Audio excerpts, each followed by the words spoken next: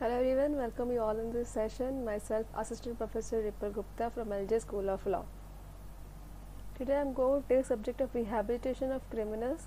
The topic of discussion is Probation Offender Act. We will see certain provisions of this act which are related to our subject is rehabilitation of criminals.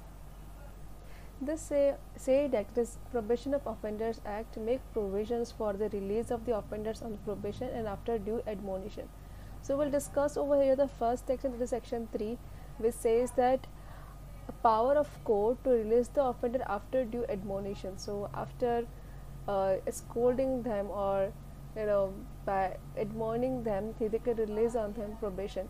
So for that the requirements, when any person is found guilty of having committed an offence punishable under section 379 or section 380, 381 or 404 or 420 of Indian Penal Code, or any offence punishable with imprisonment which is not more than 2 years, or with fine, or with both under the Indian Penal Code, and no previous conviction. So these are the requirements for the admonition of the offenders. First, the punished offences under section 379, 380, 381, 404 and 420 of the IPC. After that, a minimum only lesser punishment should be lesser than 2 years of imprisonment or fine, and the last requirement is no previous conviction. And court sees certain characters like that his character is past activities and under which the circumstances he has committed a crime. If this is that cognizance taken by the court, then if they think fit that we need to release that offender on the probation, then after the admonition to that offender, the court may release them on the after due admonition. So here, after seeing these offences and the character of the offender, he may be released on the ground of admonition or on the ground of good conduct or good behavior. So that person will be released on admonition under the provisions of the section 4 of the section 4 of the Probation Offender Act, which they have prescribed the procedures how to release the offenders on admonition. So section 4 of the act says that if the court taking the view regarding the offender's offense, if the offender is having punishment not except death or life imprisonment, looking to his offense and his character, if the court finds that that person having a good character and we need to give him another chance, then they may give him a admonition, he may release him admonition by looking at his good character, by looking at the circumstance under which he has committed a crime, and when he has no past antecedents, then he might get a chance to release an admonition. So here the court may release that person without giving him, instead of giving him a full punishment, he will release an admonition where he has to appear whenever he called out by the court, he has to appear into the custody again, but that punishment should not exceed more than 3 years, and he may execute the bond for admonition and keeping a good character even after even when he was released on the admonition. Then he may execute the bond with surety or without sureties. Here, before releasing of any offender, the court has to see that where he is living and where he is he is going to his unoccupational place, there should be in the jurisdiction of that court, or that court can exercise their power. So they should be living in that place. The court has to consider these points. Apart from that, the court has to make proper report on the admonition of the offender. He has to make a report that on what grounds we are releasing on admonition and what are the instructions have been given to that person. So this needs to be done by the court. Further, after releasing and making report, the court, if it finds it is necessary for the offender and as well as for the public expediency that we need to supervise the offender, then he may appoint a probation officer who may supervise that offender. He may take the note whether he is following the order of the court or not. Then for minimum 1 year of time, the court may appoint any probation officer who may supervise that offender, his activities, and we will see whether that person is not taking such steps which are against the instruction of the court.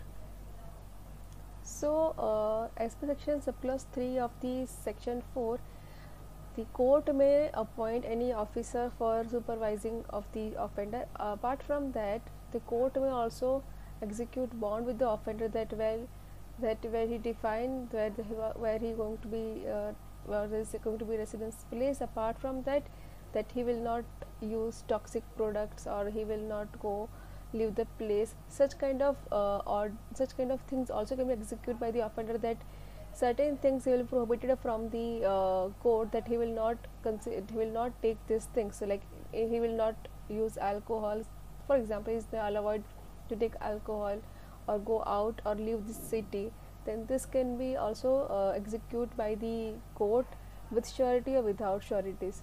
Subsection 5 of the section says that the court taking supervision order of subsection 3 shall explain the offender the terms and conditions. So here the probation officer's duty, who has been appointed as a supervisor of the offender, he has to make understand the offender about the terms and condition of the that report that has been prepared by the court, that he has to follow certain things while he was on release of admonition. So these things need to be explained to the offender by the officer.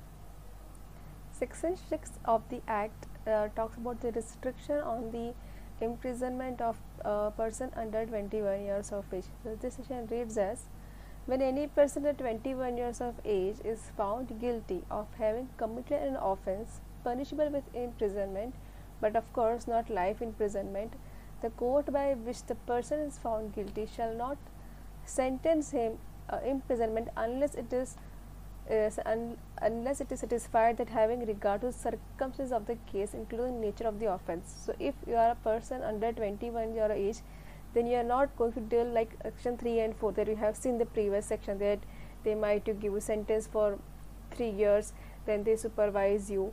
You will not take into consideration like that section 3 and 4, but special provisions are here for you, that if you are below 21 year of age, then looking to your offence and your nature of your offence and the circumstances, they may even directly release you on up the admonition, because looking to your age and looking to your nature of your crime and the circumstances, they might not order you like section 4. They have ordered that they may call you upon some time after releasing. So this will not happen in the 21 years of age persons.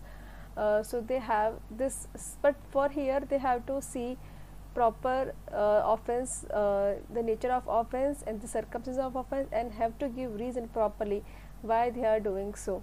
So this is about a person who is under the age of 21 years. Now section 14 of the Act defines the duties of probation officer.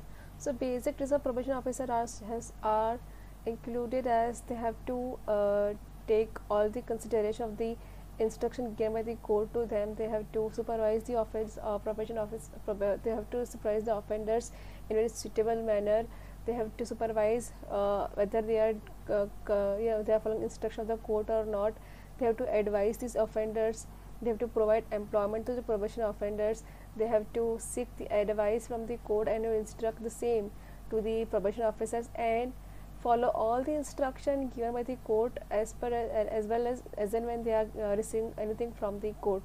So basically the probation officer have duties towards the courts and towards the offenders, to inform them about or to make understand about the instruction of the courts, and to supervise their action in the best suitable manner, and to provide them employment whenever they require any help from the probation officers, and to advise and assist them and perform such function as prescribed by the court.